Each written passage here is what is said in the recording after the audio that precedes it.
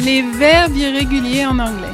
Une liste de plus de 200 verbes qu'on nous demande d'apprendre par cœur sans aucun contexte et sans même savoir pourquoi il faut les apprendre. Pas de panique. Aujourd'hui, je vais t'expliquer pourquoi les verbes irréguliers en anglais sont importants et pourquoi ce n'est pas nécessaire de tous les connaître. Si tu veux d'autres vidéos de ce genre, je t'invite à t'abonner à la chaîne en cliquant sur le bouton rouge à côté de la vidéo. Allez, c'est parti. Pour commencer, j'ai pris un verbe irrégulier au hasard, le verbe nager. To swim, swam, swum. Qu'est-ce que t'indique chaque colonne? La première colonne, avec le to, to, ça t'indique que c'est l'infinitif. Comme en français, nager, er, c'est l'infinitif. Ici, to swim, ça veut dire que c'est l'infinitif. C'est quoi l'avantage de connaître déjà cette première colonne en anglais? L'avantage, c'est que une fois que tu connais l'infinitif en anglais, ça va être très facile ensuite de conjuguer ce verbe à différents temps, au présent, au futur, à l'impératif et au conditionnel. C'est comme si tu avais une sorte de base, la base du verbe, et grâce à cette base, ça va être vraiment très facile de pouvoir conjuguer à tous ces temps-là. Je te donne un exemple. I swim every day. Je nage tous les jours. J'avais la base à l'infinitif, j'ai facilement pu le conjuguer au présent. Alors maintenant, tu vas me dire, oui, mais dans toutes les conjugaisons, je ne vois pas le passé. En effet, parce qu'en anglais, il y a deux manières de parler du passé.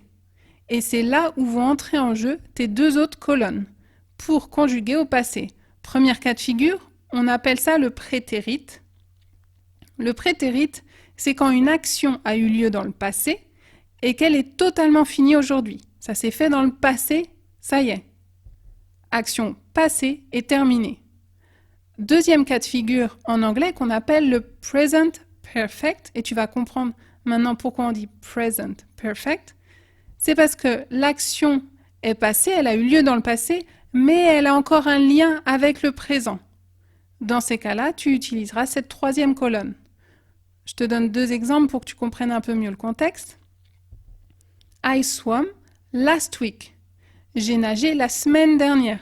C'est-à-dire que la semaine dernière, tu es allé à la piscine, tu as nagé, ça s'est fait mardi dernier, ça y est, c'est fini. L'action est terminée. Deuxième cas de figure, I have swum for 10 years. J'ai nagé pendant 10 ans. Tu veux dire que tu fais par exemple de la natation depuis plus de 10 ans, depuis 10 ans. Là, tu vas être dans le cas du present perfect. L'action est passée, ça fait déjà 10 ans que tu as commencé, mais encore aujourd'hui, tu fais de la natation. C'est lié au présent. Pourquoi on a le have? Ça fait tout simplement partie de la structure dans la troisième colonne. Ce sera toujours comme ça. À chaque fois que tu veux utiliser ce temps-là, il y a juste à rajouter have. Le verbe avoir, ici c'est l'auxiliaire have. Ça fait partie de la structure. Tu verras ça dans des vidéos quand je t'expliquerai plus en détail. Voilà, donc ça c'est les trois cas de figure et c'est pourquoi on utilise les verbes irréguliers. Je vais te donner maintenant l'exemple d'un verbe régulier. Le verbe par exemple to work, qui veut dire travailler. Qu'est-ce que ça donne au passé? Tu vois, il y a juste besoin de rajouter ed et ed, peu importe le type de passé que tu utilises. To work, worked, worked. Donc qu'est-ce que ça signifie? Ça veut dire qu'une fois que tu connais l'infinitif d'un verbe régulier, tu vas pouvoir très facilement conjuguer ce verbe à tous les temps, que ce soit le présent, le futur, l'impératif, le conditionnel, mais également le passé, aussi bien le prétérit que le present perfect. Je te donne un exemple. I work a lot. Je travaille beaucoup. C'est le présent. J'ai pris l'infinitif et grâce à cet infinitif, j'ai pu construire mon présent. I worked at Pepsi. J'ai travaillé chez Pepsi. C'est une action passée terminée. I worked at Pepsi. J'ai juste rajouté le ed. Troisième cas de figure. I have worked at Pepsi for 5 years. J'ai travaillé chez Pepsi pendant 5 ans. C'est l'idée du passé, mais qui est encore valable aujourd'hui. Donc c'est en lien avec le présent. Dans ces cas-là, j'ai rajouté mon ed. Et à chaque fois qu'on utilise le present perfect, il faut utiliser l'auxiliaire have. Donc j'ai fait ma structure habituelle. Autre chose, n'essaie pas de comparer l'imparfait et le passé composé avec le prétérit et le present perfect. Oublie l'aspect en français, Dis-toi juste qu'en anglais, il y a deux manières de faire le passé, prétérit ou present perfect. Soit c'est une action passée terminée, soit c'est une action passée avec un lien avec le présent.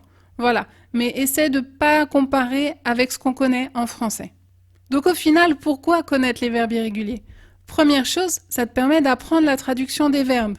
To swim, une fois que tu sais la première colonne to swim, tu sais que ça veut dire nager. Et comme je te l'ai montré à l'instant, une fois que tu sais l'infinitif, tu vas pouvoir conjuguer ce verbe à de nombreux temps. Donc c'est très important.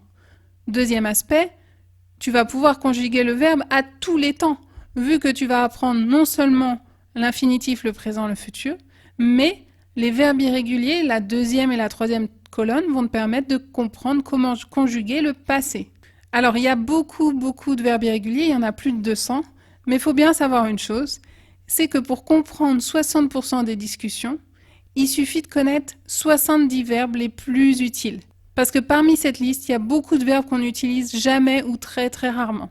Si tu veux savoir les 70 verbes les plus utiles que je te recommande, je te conseille d'aller voir la vidéo. Dans cette vidéo, je te montre les 70 verbes irréguliers qu'il faut absolument connaître. Alors, une chose est sûre, c'est que c'est pas grave si tu retiens pas tout le vocabulaire d'un coup. C'est quand même beaucoup. Tout ça, ça va venir avec la pratique.